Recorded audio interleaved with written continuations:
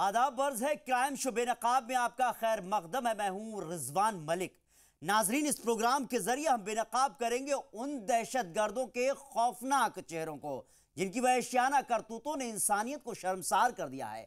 ये वो चेहरे हैं जो हमारे और आपके बीच रहकर साजिशों के जाल बुनते हैं और देते हैं खतरनाक वारदातों को अंजाम। तो चलिए ऐसे चेहरों से उठाते हैं नकाब और करते हैं इनको बेनकाब।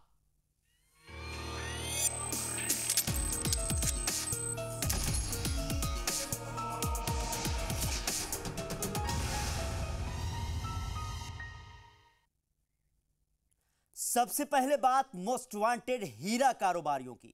पंजाब नेशनल बैंक से हजारों करोड़ का फ्रॉड करने वाला हीरा कारोबारी नीरव मोदी अपने पार्टनर्स के साथ फरार हो चुका है। सीबीआई के मोस्ट वांटेड लिस्ट में शामिल कौन है नीरव मोदी और किस तरह बैंकों से जालसाजी कर वो हो गया फरार, देखते हैं इस रिपोर्ट में।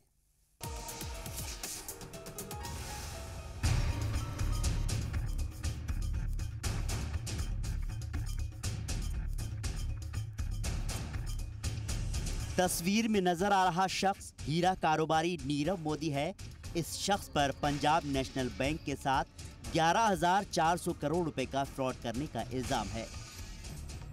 बैंक फ्रॉड में शामिल नीरव मोदी, उसके पार्टनर मेहुल चौकसी और दूसरे मुलजिमों पर इससे पहले शिकंजा कसा जाता वो मुल्क छोड़कर फरार हो गए। नीरव मोदी एंड कंपनी ने जिस शातिर अंदाज से पंजाब नेशनल बैंक को चूना लगाया, हैरान करने वाला है। पूरे मामले पर गौर करें तो नीरव मोदी हीरा कारोबारी घराने से ताल्लुक रखता है। नीरव ने मुंबई में अपने चाचा मेहुल चौकसी से कारोबार करना सीखा। देखते ही देखते नीरव मोदी मुल्क का बड़ा हीरा कारोबारी बन गया। 1999 में नीरव मोदी ने फायर स्टार कंपनी बनाई। दिल्ली, मुंबई समेत कई शहरों में उसके ज्वेलरी स्टोर हैं।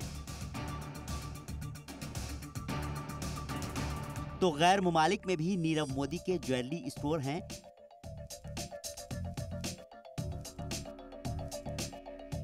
नीरव मोदी पर बिजनेस के नाम पर बैंकों के साथ फ्रॉड करने का इल्जाम है।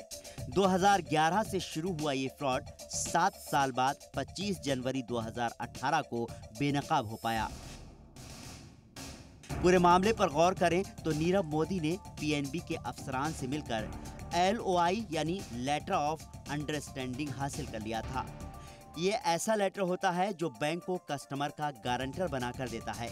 इस लेटर के बेस पर उस बैंक की किसी भी ब्रांच से आसानी से लोन लिया जा सकता है। यही नहीं, दूसरे बैंक भी इस लेटर को अहमियत देते हुए लोन दे देते हैं। नीरव मोदी एंड कंपनी ने इसी लेटर का फायदा उठाते हुए बैंकों से लोन ले लिया। लेकिन जब पीएनबी ने नीरव मोदी को आगे ये लेटर देने से इनकार कर दिया तो नीरव मोदी एंड कंपनी ने बैंकों का लोन चुकाना भी बंद कर दिया। फिर क्या था, पीएनबी बैंक ने 31 जनवरी 2018 को नीरव मोदी एंड कंपनी के खिलाफ सीबीआई में 280 करोड़ रुपए के फ्रॉड की शिकायत दर्ज कराई। लेकिन बाद में तहकीकात में पता चला फ्रॉड 11,400 करोड़ रुपए का है। खास बात है, शिकायत किए जाने से पहले ही 1 जनवरी 2018 को नीरव मोदी और उसका भाई विशाल मुल्क छोड़कर फरार हो गए। तो उसकी बीवी एमी और पार्टनर मेहुल चौकसी 6 जनवरी को मुल्क छोड़कर भाग गए। सीबीआई ने मामले में FIR दर्ज कर सभी मुलजिमों के खिलाफ लुक आउट सर्कुलर जारी किया है। सीबीआई नीरव मोदी समेत सभी मुलजिमों को यूरोप और अमेरिका में तलाश रही है। साथ ही नीरव मोदी के हांगकांग वाले पते पर भी सीबीआई नजर रखे हुए है। तो इंटरपोल भी मुलजिमों की गिरफ्तारी के लिए एक्टिव हो गया है। जराये के मुताबिक नीरव मोदी के न्यूयॉर्क में छिपे होने की बात कही जा रही है। उधर पीएनबी फ्रॉड मामले में सीबीआई ने बैंक के साबिक डिप्टी मैनेजर गोकुल नाथ शेट्टी समेत 2 दूसरे अफसरान को गिरफ्तार किया है। तो कुछ बैंक मुलाजमीन को मुअत्तिल भी किया गया है। ब्यूरो रिपोर्ट, जी मीडिया।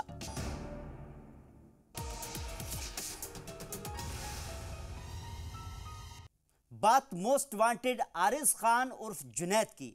15 लाख का इनामी दहशतगर्द 10 साल से फरार चल रहा था, जो अब दिल्ली पुलिस की गिरफ्त में आ चुका है। जुनैद पर इंडियन मुजाहिदीन का मेंबर होने के साथ साथ दिल्ली समेत कई शहरों में बम ब्लास्ट करने का इल्जाम है।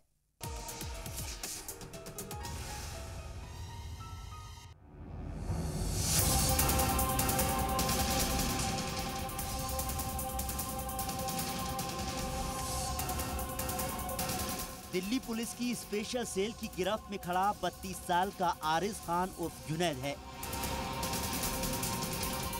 जुनैद को दिल्ली समेत कई रियासतों की पुलिस 10 साल से तलाश रही थी।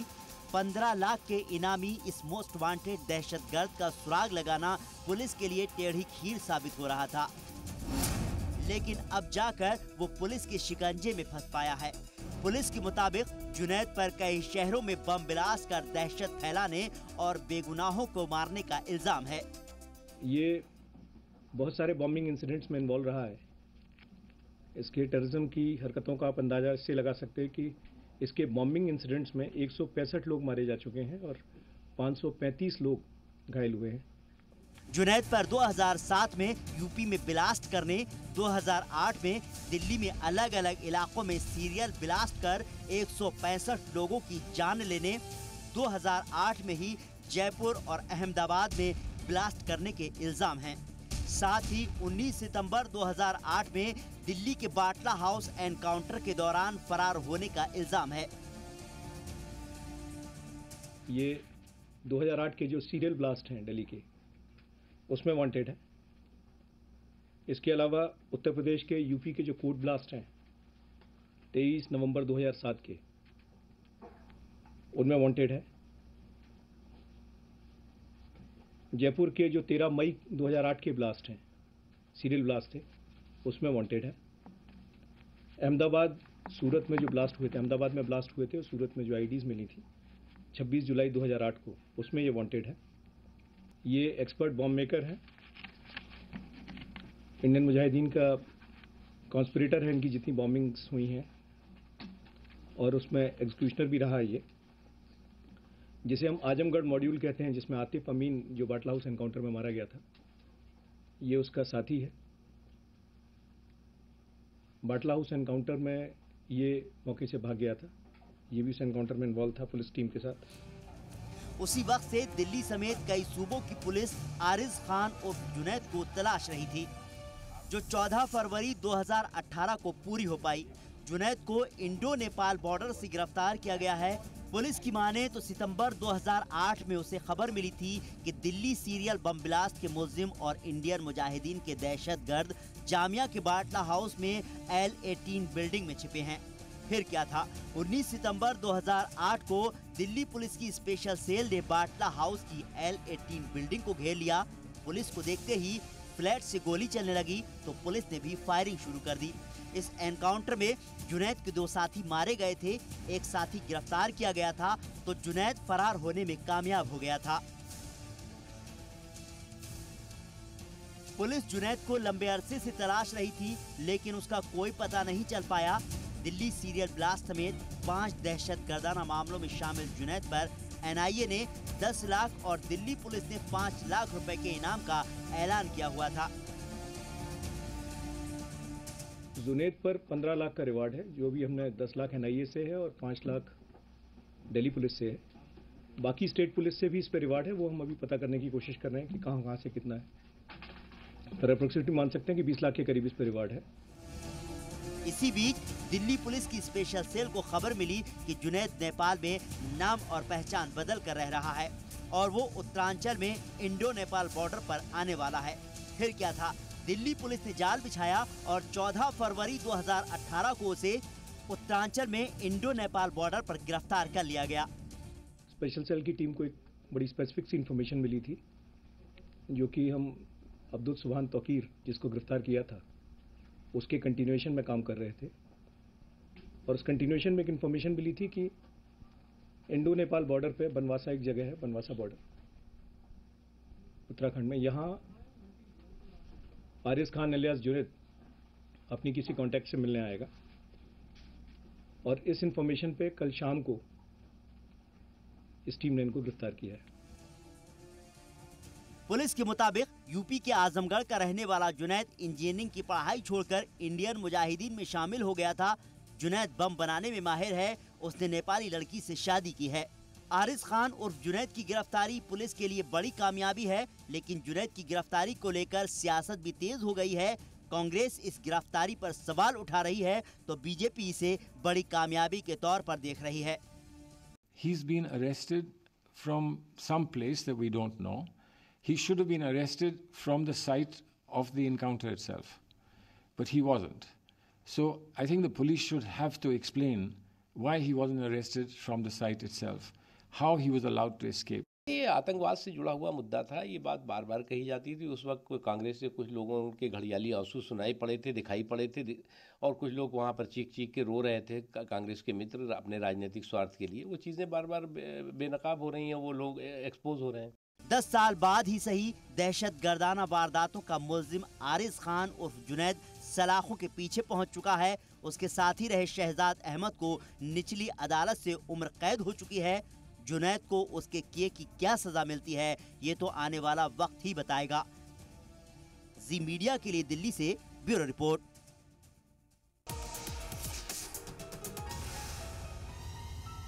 फिलहाल वक्त एक छोटे से ब्रेक का। ब्रेक के बाद जानेंगे एक फोन कॉल कैसे बनी नाबालिग लड़की की जिंदगी के लिए तबाही। तालिबे इल्म ने कहां खेली खून की होली। प्रधान शौहर की मौत के राज, और भी है बहुत कुछ।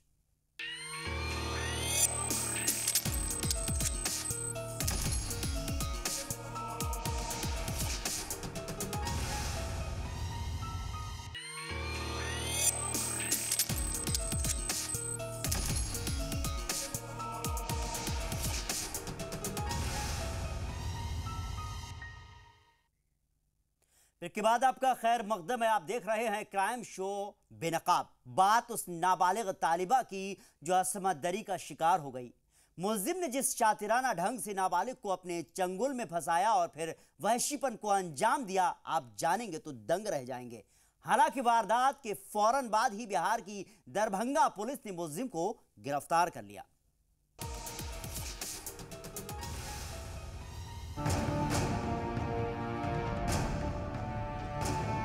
12 साल की ये वो नाबालिग तालिबा है जिसकी जिंदगी एक फोन कॉल ने तबाह कर दी। नाबालिग के मोबाइल पर कॉल आई। फोन करने वाला शातिर उसे घर से बाहर बुलाता है। किसी अनहोनी से अनजान लड़की घर से बाहर निकल जाती है। हेलो हेलो, मैं पारस बोल रहा हूँ। आपके पड़ोस में ही मेरा ससुराल है। मैं बगल में ही रहता हूँ आपके। 1 मिनट के लिए आप बाहर आओगे क्या? मुझे बहुत ज़रूरी काम है। ज़रूरी काम? ठीक है, आ रही हूँ। नाबालिग के बाहर आते ही उसका किडनैप कर लिया जाता है और फिर किडनैपर इसके साथ गाड़ी में वहशीपन की सारी हदें पार कर देता है। नाबालिग चीखती रही, चिल्लाती रही, रहम की भीख मांगती रही, लेकिन दरिंदगी को अंजाम देने वाले को जरा भी रहम नहीं आया। ले गया, गाड़ी में गलत काम किया मेरे साथ। अकेले थे तब बाहर आ रहे थे तो खींच के ले गया, तो गाड़ी पर बैठा के उधर लेके चल गया। हम बोले हैं हमको कहा के ले जा रहे हो? तो बोला नहीं कुछ नहीं है, बलजोरी ले गया। कोई नहीं जा रहा था। वो गाछी दिसन होते हुए सैलाबाद दिसन ले आकर लगता है। वारदात बिहार के दरभंगा के सोना की ओपी इलाके में अंजाम दी गई है। दरअसल 9वीं दर्जे की तालिबा को पड़ोस के पारस नाम के शख्स ने अगवा कर असमत दरी को अंजाम दिया है। मुल्जिम की ससुराल नाबालिग के पड़ोस में ही है। वहशी की नज़र लड़की पर पड़ी तो धोखे से बुलाकर उसने लड़की को अगवा कर लिया और फिर कार में बैठाकर उसे अपने साथ ले गया। गाड़ी में वहशीपन की सारी हदें पार कर दी। वारदात के बाद गश्त पर निकली पुलिस की नज़र जैसे ही गाड़ी पर पड़ी तो पूछताछ में असलियत से पर्दा उठ गया। पुलिस ने मुल्जिम पारस को गिरफ्तार कर लिया। कल रात में पुलिस पार्टी जो गश्ती कर रही थी तो एक पिकअप को रोका तो उसका ड्राइवर भागने लगा। उसी दौरान उसको शक हुआ तो देखा कि उसमें छोटी सी लड़की है 12-13 साल की, तो जब उससे पूछताछ की तो पता चला कि उसके साथ में वो फ़ोन से बुलाया है, उसको प्यार मोहब्बत के झांसा देकर और उसके साथ में गलत संबंध बनाया। तो तत्काल उसको लड़के को जो भी था उसको गिरफ्तार कर लिया गया। पुलिस मुलजिम पारस से पूछताछ कर रही है। क्या किए थे बच्ची के साथ? तब कब से जानते हो बच्ची को? साल डेढ़ साल से जानते हैं। कहाँ घर हुआ? कल्याणा घर हुआ उसका। पुलिस की होशियारी के चलते मुलजिम भले ही गिरफ्तार हो गया, उसे उसके किए की सजा भी मिल जाएगी, लेकिन नाबालिग के साथ जो हुआ मुतासिर और उसके घर वालों को भुला पाना आसान नहीं होगा। जी मीडिया के लिए दरभंगा से मुकेश की रिपोर्ट।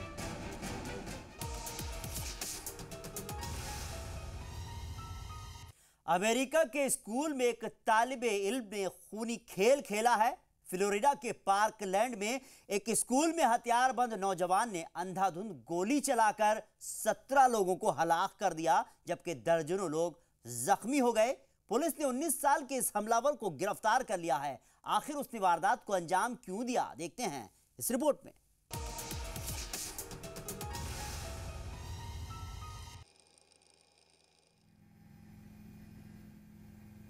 फ्लोरिडा के पार्कलैंड में एक हथियारबंद नौजवान ने उस स्कूल में मौत का खेल खेला जहां वो खुद पढ़ चुका था। हमलावर ने इस दिल दहलाने वाली वारदात को अंजाम देने से पहले स्कूल में फायर अलार्म बजाया, जिसके बाद सभी स्टूडेंट अपने अपने क्लासरूम से बाहर निकल आए। इसके बाद हमलावर ने अंधाधुंध गोलीबारी करके कम से कम 17 लोगों को मौत के घाट उतार दिया, जबकि दर्जनों स्टूडेंट जख्मी हुए हैं। जराये के मुताबिक 19 साल के हमलावर निकोलस क्रूज को गलत आदतों की वजह से स्कूल से निकाल दिया गया था। इसी गुस्से में आकर उसने इस वारदात को अंजाम दिया। There is saddened to say that 17 people lost their lives. Our investigators certainly began dissecting social media and looking at the website and the Nicholas, I think we spell his name Nikolas Cruz, was the killer. He is in custody. We've already began to dissect his websites and the things that social media that he was on, and some of the things have come to mind are very, very disturbing. इस कत्लेआम के बाद हमलावर cruise फरार हो गया था। वारदात के कुछ घंटे बाद में उसे नजदीकी शहर कोरल स्प्रिंग से गिरफ्तार कर लिया गया। मकामी पुलिस अफसर के मुताबिक वारदात को अंजाम देने के बाद वो स्टूडेंट्स की भीड़ में शामिल होकर फरार हो गया। पुलिस ने बताया कि क्रूज के पास Cruz semi automatic AR-15 rifle और कई मैगजीन्स थीं। हमलावर क्रूज के साथियों का कहना है कि वो बहुत गुस्से वाला और तंग मिजाज लड़का है। We just had to wait, and they kept calling us further and further and further, and we kept hearing now there's shooters, and we were sure if it was fireworks or shooters. It just kept going back and forth, and then it started going on the news, and we found out what was really going on. I only remember vaguely of how quirky he was, but it was just more or less that he was aggressive and quiet and shy about when he got aggressive. It was not like him. It was not his character. Oh, really? Almost like he had a different. Florida के governor रिक Scott ने इस गोलीबारी को लेकर सदर Trump से बातचीत की। वहीं ट्रंप ने इस वारदात पर ट्विटर के जरिए मुतासिरा अहले खाना के साथ हमदर्दी जताई है। अमेरिका में गन कल्चर ने अब तक हजारों लोगों की जान ली है। ये गोलीबारी अमेरिका में इससे पहले हुई 2 सबसे खतरनाक गोलीबारियों की याद दिलाती है। 1999 में डेनवर में एक स्कूल के बाहर हुई गोलीबारी में 12 स्टूडेंट्स और एक टीचर की मौत हुई थी। इसी तरह साल 2012 में न्यू टाउन के एक एलिमेंट्री स्कूल में हुई गोलीबारी में 20 तलबा के साथ साथ 6 लोग मारे गए थे। ब्यूरो रिपोर्ट, जी सलाम।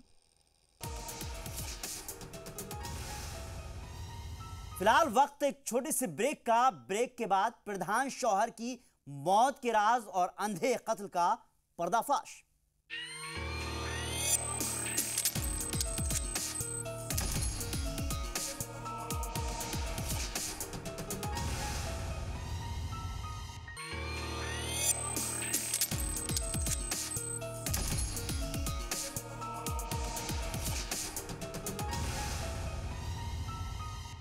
ब्रेक के बाद आपका खैर मकदम है। आप देख रहे हैं क्राइम शो बेनकाब।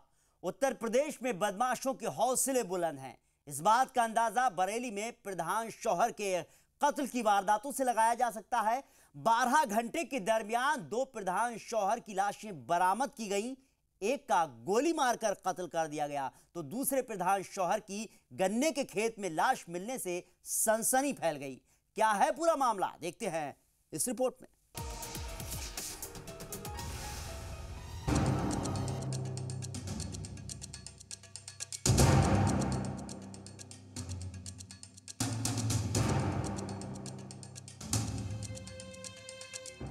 टीवी स्क्रीन पर दिख रही 2 तस्वीरें दोनों यूपी के जिला बरेली से ताल्लुक रखते हैं।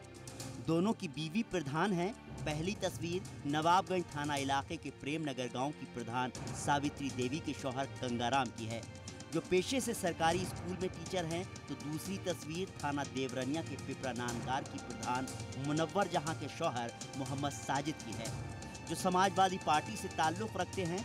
दोनों अब इस दुनिया में नहीं हैं। गंगाराम का गोली मारकर कत्ल कर लाश पानी में फेंक दी गई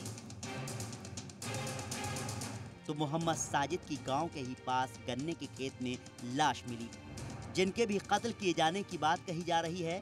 बरेली जिले में 12 घंटे के दौरान 2 प्रधान शौहरों के कत्ल की वारदातों ने उनके इलाकों में सनसनी फैला दी। कहां किस तरह दोनों वारदातें अंजाम दी गईं, तफसील से बताते हैं। प्रेमनगर गांव की प्रधान सावित्री देवी के शौहर को 10 फरवरी की रात को गोली मारकर कत्ल कर दिया गया था, जिसका खुलासा अगले दिन यानी 11 फरवरी की सुबह हुआ। गंगाराम की बीवी की माने तो घर के सभी लोग 10 फरवरी को रात 7 बजे किसी शादी में शामिल होने जा रहे थे कि इसी बीच शौहर गंगाराम को किसी ने आवाज़ देकर बुला लिया। काफ़ी देर तक शौहर के न आने पर सावित्री घर के बाकी लोगों के साथ शादी में शामिल होने चली गई। शौहर गंगाराम शादी में नहीं पहुंचे तो सावित्री देवी को फिक्र हुई। रात भर गंगाराम की तलाश की गई। सुबह होने पर गंगाराम की पानी में तैरती लाश मिलने से सनसनी फैल गई।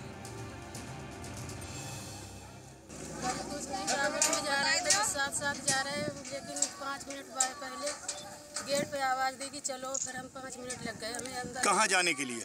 दावत में जाने के लिए, पुसवाटिका में दावत। नवाबगंज में ही। फिर क्या हुआ? फिर हम तो ये सोच रहे कि चले गए होंगे जी। या पहले सोची दुकान पे होंगे, लेकिन दुकान पे भी नहीं मिले। फिर हमने सोचे ये सब कहने भी लगे कि चले गए होंगे किसी के साथ। उसके बाद फिर हम दावत में चले गए सब लोग। हमने वहाँ देखे, वहाँ भी नहीं मिले। फिर हम वहीं से ढूंढने लगे। कब से गायब थे ये? कल शाम से। कल कै बजे से? लगभग कल 7:15 बजे घर के सामने थे, वहीं से गायब हो गए। अब इनकी लाश कहाँ मिली? अभी इस नहर में मिली थी, किसी ने गोली से मारा। गोली से। उधर घर वालों ने कत्ल के पीछे चुनावी रंजिश को माना है। पुलिस ने कुछ नामजद मुलजिमों के खिलाफ कार्रवाई की है। ये गंगाराम है, कस्बा नवाबगंज में रहते थे अपने परिवार के साथ।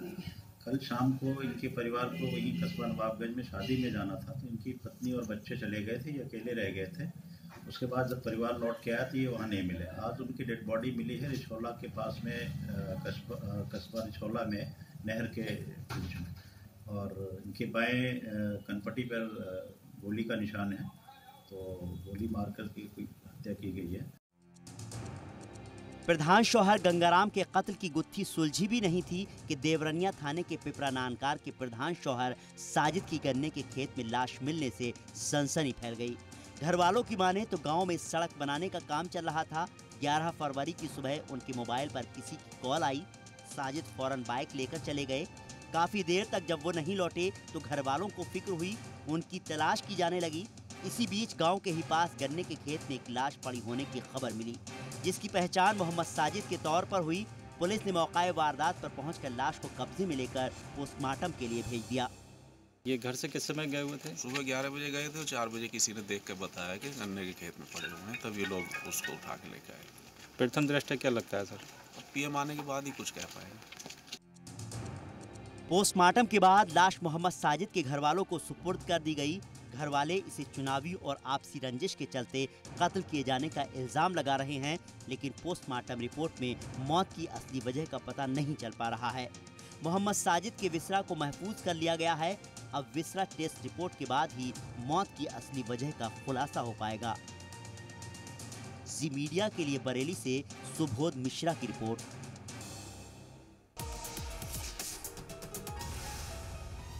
तो बेनकाब में आज बस इतना ही। क्राइम से जुड़ी कुछ और सनसनीखेज वारदातों के साथ हम फिर हाजिर होंगे। हमें दीजिए इजाजत।